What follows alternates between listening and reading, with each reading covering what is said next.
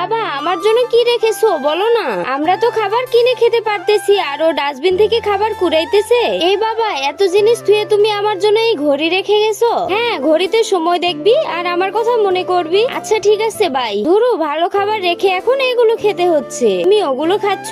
হ্যাঁ আমার এটাই ভালো লাগে। তোমার এখন ভালো খাবার খাওয়া দরকার, ধরো এটা খাও ওটা আমাকে দাও। এই শোনো কালকে মিটিং আছে, যাকে যে কাজ দেওয়া হয়েছে রাতের মধ্যে শেষ করবে। আর আমি একটু বাসায় যাচ্ছি, আমার কাজ রাজু করবে, ওকে কেউ অসম্মান করবে না বুঝলে? ঠিক আছে স্যার। থাকো গেলাম। এই আমার জন্য একটা কোক নিয়ে আয় যা, আমি অফিসে কাজ করার জন্য এসেছি, তোর চাকরামি করার জন্য আসিনি বুঝলি? কি বললি? ওকে কিছু বলো না, আমি এনে দিতেছি। হ্যাঁ যা। এই চলো চলো। এই শোনো তুমি কেন ওর কথা শুনতেছো বলো তো? ওর কথা না শুনলে স্যার আসলে সব বলে দিবে। বলুক সমস্যা কি? যাই হোক চলো। এই ধর এই কাজটা করে দে। তোর কাজ আমি কেন করব? করতেই হবে, না করলে উপায় নাই। কয়টা বাজে? ও কি মনে করেছে বলো তো? উত্তেজিত হয়ে